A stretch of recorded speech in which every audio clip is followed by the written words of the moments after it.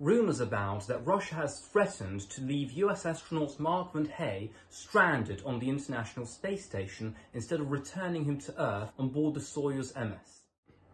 In this video, we're going to debunk this myth and explain why this is not true. The Soyuz has 3 seats for astronauts wearing Sokol spacesuits.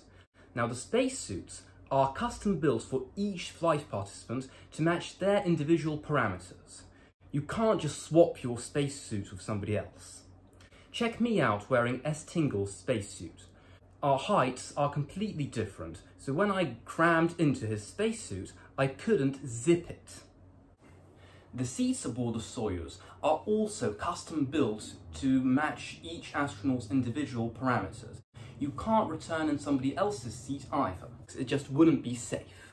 Let's see what Sergei Krikalev, Roscosmos's executive of manned spaceflight, has to say about the technical possibilities of leaving someone on the International Space Station. Work is going according to plan. The plan got somewhat refined before the launch of the expedition a year ago. Today, according to plan, the Soyuz spacecraft will return, and on it, both our cosmonauts and our American colleague will return. Mark Vande Hei will return together with us, according to plan, on the 30th of March. Where did the rumour that we're not going to return him come from? I don't know. It is difficult to imagine where such a rumour that we may not return him could come from. How could one even think about it? We work in difficult, brutal conditions. We have a long-established, well-coordinated partnership and cooperation. Naturally, we always help one another. And according to our plans, Mark Vande Hei is supposed to return with us.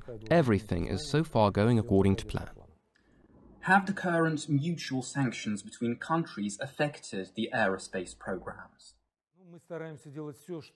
Well, we are trying to do whatever we can to mitigate the influence of sanctions. Of course, some influence of the sanctions is already evident. Our cosmonauts have flown to Houston for training. American astronauts have arrived at Звездный городок for training.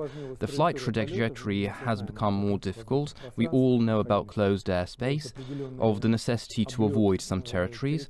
However, flights continue.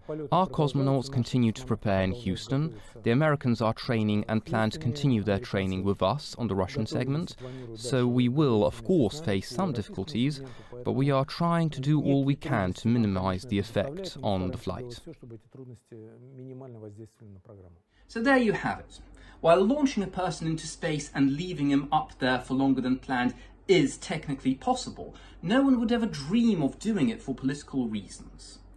There's a sense of fraternity between the people who work for the aerospace industry, and we are all aware of just how dangerous that is.